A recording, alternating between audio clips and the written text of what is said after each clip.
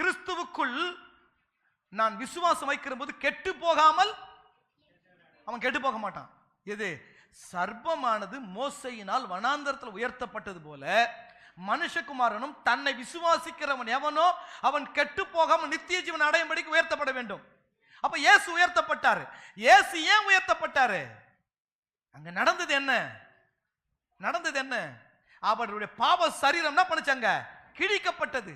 மாம்ச சரீரம் கிழிக்கப்பட்டது, அழிக்கப்பட்டது, ஒன்றுமில்லாமலாக்கப்பட்டது. கடைசி சொல்ற ரத்தம் சிந்துற வரைக்கும் என்ன பண்ணாங்க? அவரை கிழித்தார்கள், பிச்சு பிச்சு எடுத்தாங்க. அந்த மாம்சம் உருக்குலையப்பட்டது.